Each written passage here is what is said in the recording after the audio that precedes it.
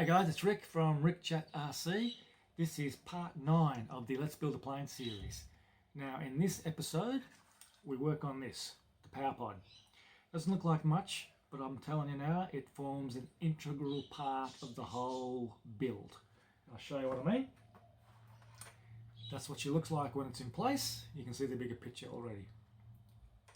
Now, why is this so important? Well, simple. It has to hold the main wing. So we have to plan for the tie-down rods, we have to plan for the electronics, and we have to plan for the motor mount and the motor. Now, while we're on the motor mount, this is how I made mine.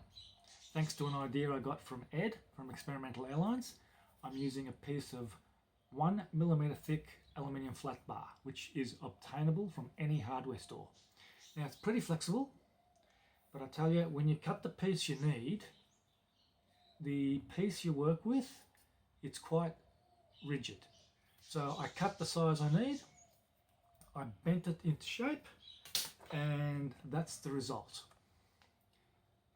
Easy to install, and the best part about it is, if I have to make any more thrust line adjustments, I don't have to pull that out, put it in a vise and bend it. I can bend it manually by hand without any problems. Yet it's still strong enough to hold the motor and still strong enough to push the plane. The power pod itself used to be like this, so I had to improve its rigidity, and I'll show you how I do that. So stay tuned, all of this is coming up next.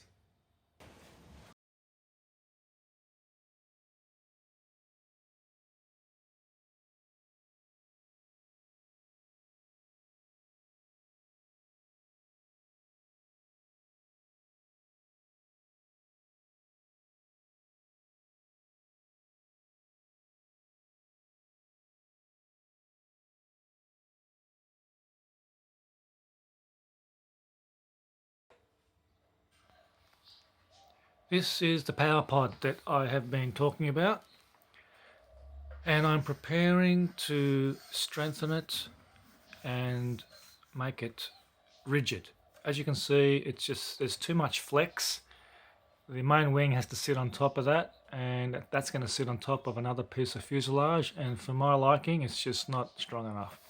So I've been thinking about a cross brace, and that's what I'm going to have to do, and that's what I'm preparing to do right now. As part of the cross brace makeup, I thought about using gift cards. You can use anything really, balsa wood, plywood, gift cards which are really light, and of course foam board. Now I think in the end I decided to use the, I did decide to use the foam board in the end.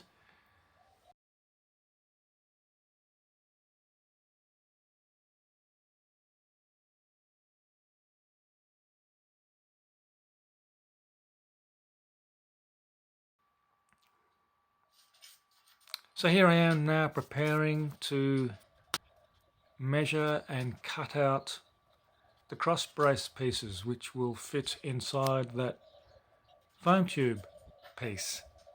Now the brace only really has to sit inside that tube level with the chord length of the main wing, which for me is 5 inches. So there's still room at the front and still room slightly behind that for the wing tie-down rods, which I'll show you a little bit later on also.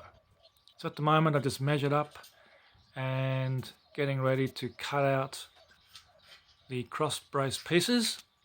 So I'm going to cut out 2, and I'll show you what I mean. That's the first one. Just doing a test fit to see how it slides in and out, and it looks pretty good. Now I'm going to cut out a second piece identical to the first. Now as you can see, that stops the movement when you squeeze the corners. So as soon as I put the second one in on the opposing diagonal, I will have created that rigidity that I'm after. So the fuselage tube will not flex the way it does. So I'm cutting out an identical piece putting it in as a dry fit to see how she sits and slides. And obviously that's for the other side, so I'm going to slide it in on the opposite diagonal as well. And then I'll show you how I actually include both of those two pieces as an integral cross brace. So I've got my two pieces, and now I have to cut a little slot in the middle of those two pieces so that they will form a cross brace. So the cross brace is not going in piece by piece, it's going in as one unit. So I'm just showing you how I do that. So I'm cutting out a slot in the middle of each foam piece, which makes up the cross brace. And as you can see, that's the first one there.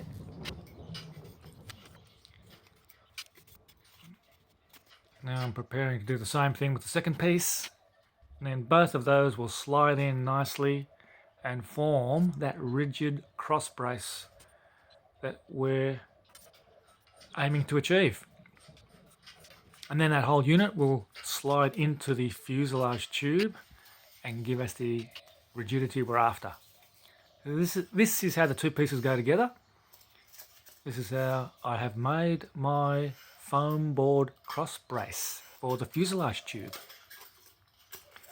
So after I finish squeezing that in place, pushing it into position, that's pretty solid right now, even without the glue. I'll show you what it looks like once I slide it into the tube, and you can get a really good idea of what I mean when I say that my goal here was to make that fuselage tube strong and rigid. I needed to prevent that left and right flexing that I showed you earlier. So it's a nice, tight, snug fit, and that's how she goes in. Perfect. Just checking that it's doing its job. That's what she looks like. And I've basically cancelled out any movement. It's as strong as it needs to be. And once I glue it in place, it will become even stronger. So that's our cross brace made out of foam. Two pieces of foam board is the cross brace for this fuselage tube. That's all you need. You can use gift cards. I chose foam board. Just doing another test fit to make sure it slides in properly and does the job it was designed to do. And then I'll be gluing it in position. So one more in and out slide to see how she fits. And of course making sure that the fuselage tube is still square. Now that's it, goes in nicely.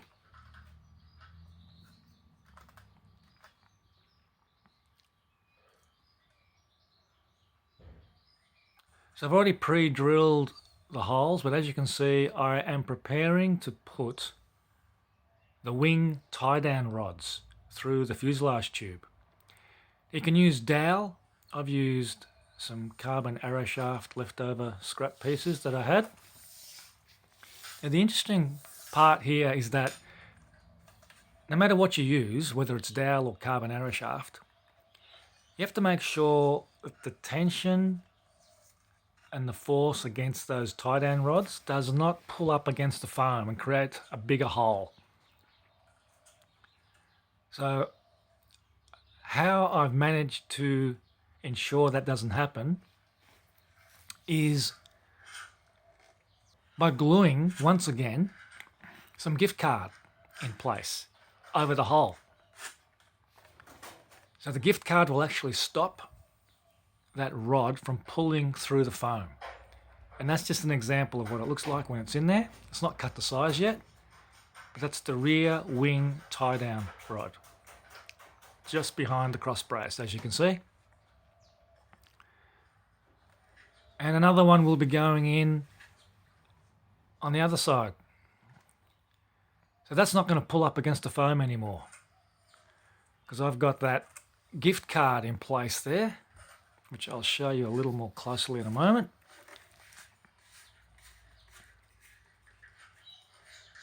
And you don't even need to glue that rod in place. It just slides in and it's a snug, tight fit.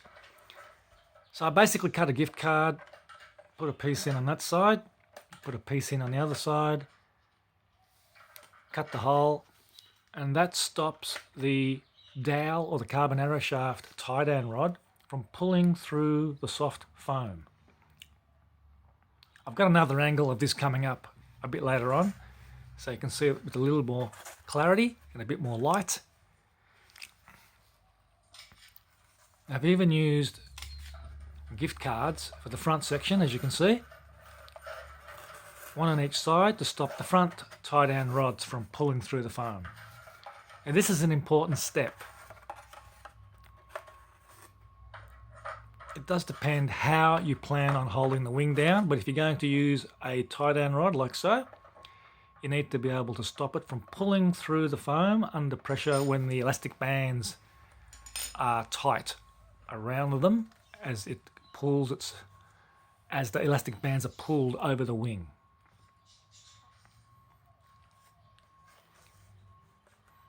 That's a close-up view of the gift card that I've glued in place. One on each side.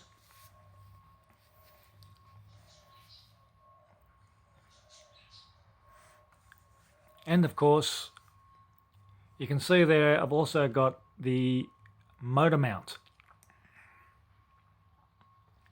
Now, I've already bent that piece of metal that I explained earlier in my introduction to shape and to length. And I've put a gift card on the underside of the fuselage there. That's my cross brace, glued in position. That's my motor mount with the gift card underneath it, and that is attached with double-sided Scotch tape. So I can remove it if I need to. And when you take into account the reinforcement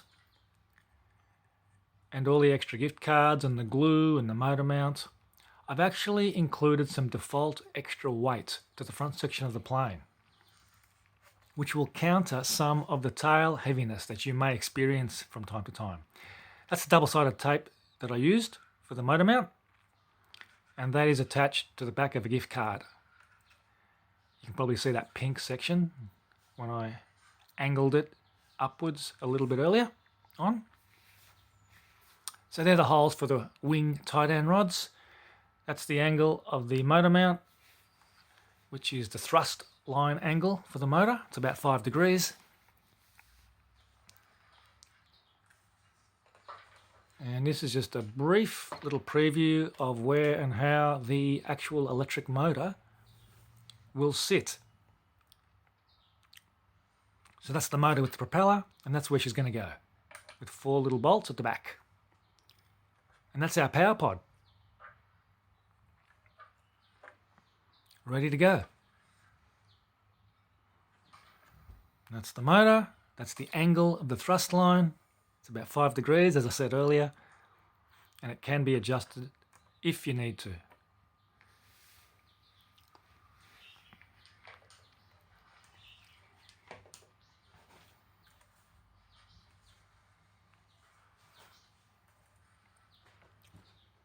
That's where she's going to sit.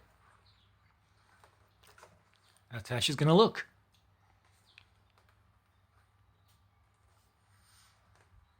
Now, the plane was a little tail heavy, only slightly, because of the servos in the back.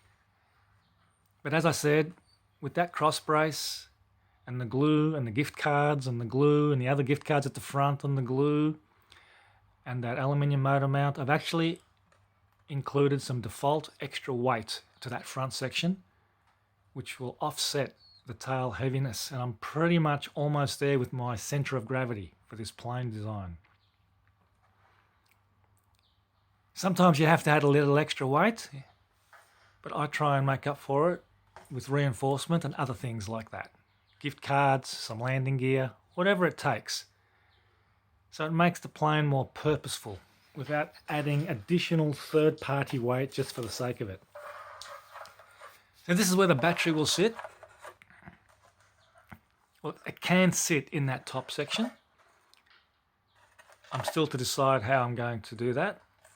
And it also can sit in the bottom section. I'll explain a little bit more about that later on also. I've got a couple of options there.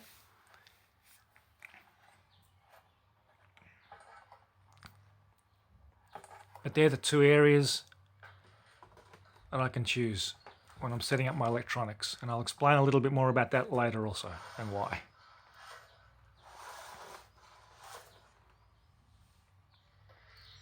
So this is another close-up of the gluing process for the gift cards, which were used to create reinforcement for the wing tie-down rods. That's the front section. Just using those two little mini clamps and a couple of clothesline clips. And I'm using the old Gorilla Glue, so I can create a nice flat surface with the glue when I glue those in position. So I did that for the front section there. I've got some gift cards on the outside of the tube as well, so that when I squeeze the clamp slightly, I'm not damaging the foam directly. So all of that on the outside comes off afterwards. And that's the back section where the motor will sit. So the cross brace has been glued in position, and as you can see, the gift cards are in place for the rear end tie-down rods, which are going to be used to hold the wing in place with elastic bands.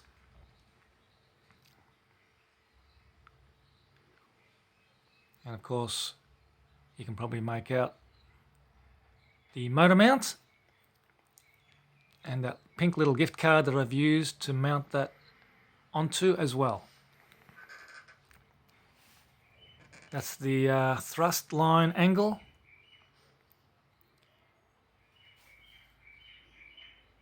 It's about 5 degrees, as I said. Can be a little bit more, can be a little bit less, just depends. You'll know when you make your plane and try to fly it, you'll realise what's needed for your own design. That's the motor mount, pre-drilled. It's got the holes ready to accept the motor. That's the cross brace. Everything's being glued into position, just waiting for the glue to dry. Just showing you all angles of this power pod.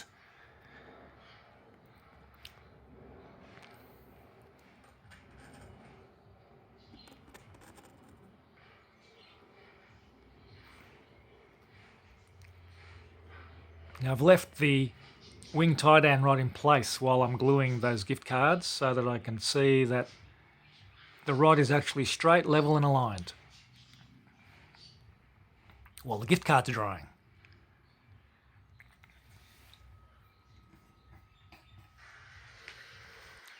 And this is one last view. Again, I'm outside my little shed now, so I've got a lot more light. I thought I'd give you another quick preview of what everything looks like with a bit more light. There are the gift cards on the side. For the wing tie-down rods, you can see the cross brace glued into position. That foam tube now is rigid, exactly the way I like it. Ready to hold down the wing, ready to sit on top of the other fuselage or fuselage components. It's the motor mount with the pre-drilled holes.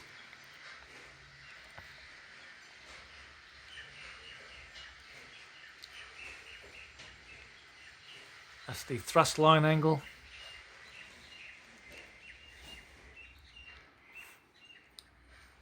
That's the front section waiting to dry with the clamps still in place. I've got the tie-down rod inside while the gift card is drying against the foam. I do that to make sure the holes are aligned and everything's straight. That's close up of the clamps and the clothesline clips that I've used to hold everything in place while the glue's drying.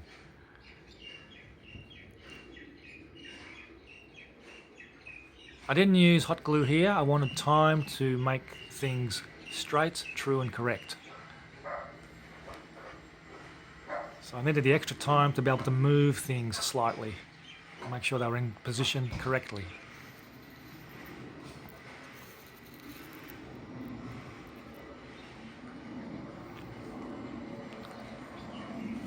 That's just another angle again, directly in front.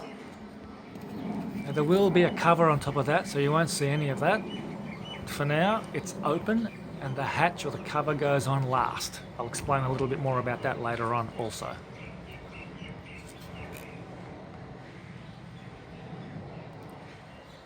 That's the rear section once again. Showing the cross brace, the wing tie down rod holes, the thrust angle for the motor mount,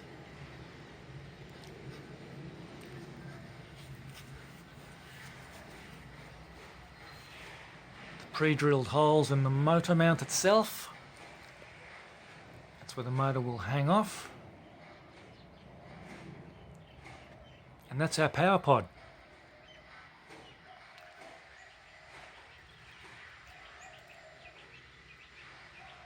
There's the gift card that I've mounted the motor mount against with double-sided Scotch tape.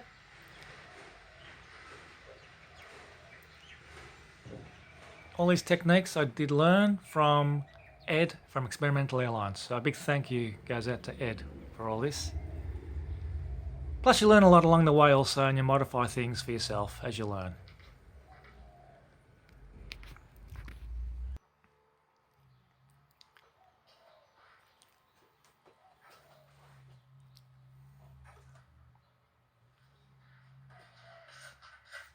So that's the completed power pod. I'm now showing you the insertion and removal of the wing tie-down rods. As you can see, I've already cut them to size. I'm using small carbon arrow shaft rods. So I've cut them to size, and I've realized for this build in particular, I don't even have to worry about gluing them in position. When I insert them, they are a very tight, snug fit, and they will not slip out at all, especially once the elastic bands are in place, holding down the main wing. So this is how they go in. That's how they sit. That's the back one. Nice and straight, equidistant on both sides. And the same for the front section. I've cut them to size, and I simply twist and insert them into position.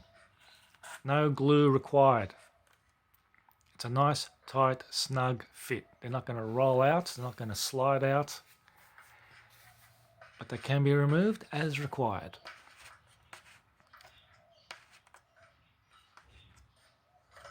That's the completed power pod, ready to go. Just got to put the hatch on top, which I'll explain a little bit later as we continue. But that's it. That's my power pod for this plane.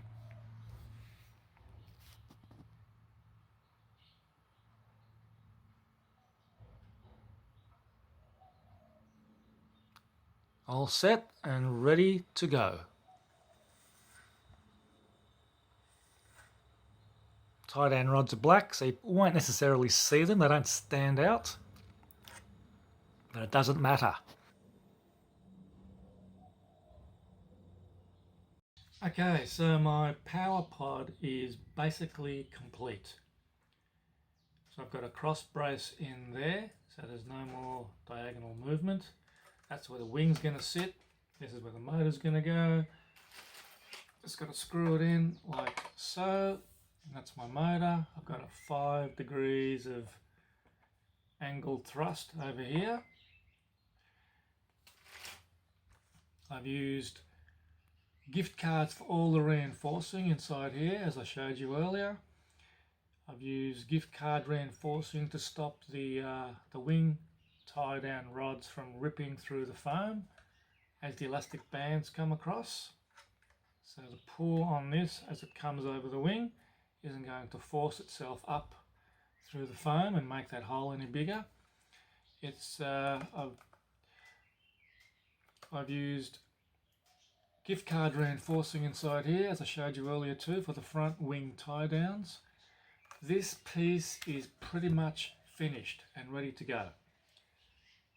Now, the only other thing I have to do is cover the top. And I just happen to have the piece ready to go, cut out and ready to glue into place. Now, I haven't worked out whether it's going to be a permanent hatch yet, or whether I'm going to cut out a door to gain access. Now, the reason is I'm still building this on the fly, and I have to work out where the balance is going to be overall. So I'm not sure how far the battery is going to have to come forward. So if the battery goes in like this in the top section, I'm going to have to push it in at least that far so that this hatch will come straight down. Let me get these wires out the way.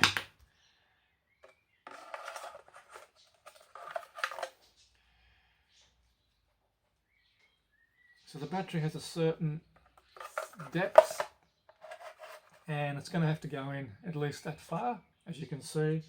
So if I put the hatch on top and it remains a hatch with a door, it's going to have to close.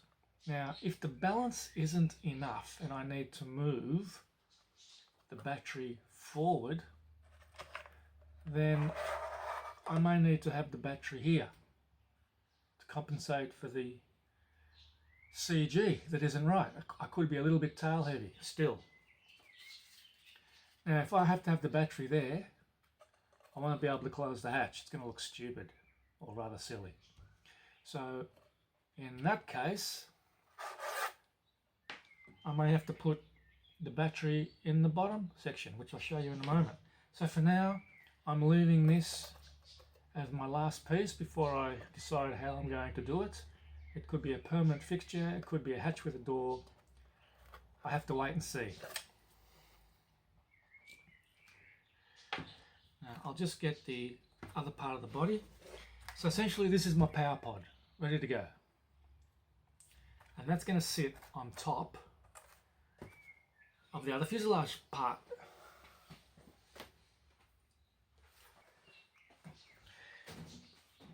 So this is the bottom section of the fuselage, which I've already showed you also.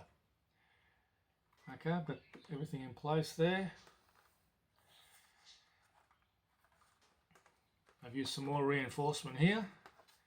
That's where the join was, to join the two pieces to make it as long as I needed it. And that is now absolutely rock solid, even for a foam tube. I'm very happy with that. So this piece here sits like that. Now all this reinforcing that I've put through there has added the extra default weight I needed to improve the center of gravity when the wings are in place. So I'm almost there with the CG. I think by the time I put the battery in this area here, it should be pretty much balanced, if not a tad forward, which is what we're after. Now, if I have to move this battery forward to the point or a position where I cannot close the hatch, then I'm leaving this section open also, for which I already have a hatch ready to go. I'm leaving that open because I may need to position the battery here, which means I'm going to have to put it under there. It can sit further forward in the bottom section of the fuselage and give me the extra forward weight I need. If that's the case, then the battery won't be going up top, which means I'll have to build a little box section in here that I can pull out easily, and inside it will house the battery and the receiver and all the other leads that are going to come down through from the aileron leads to the elevator and rudder leads coming through the bottom here. So that's where I'm at basically. This goes on last. I'm going to hold it in place with that double-sided scotch tape, and yeah, she's pretty much ready.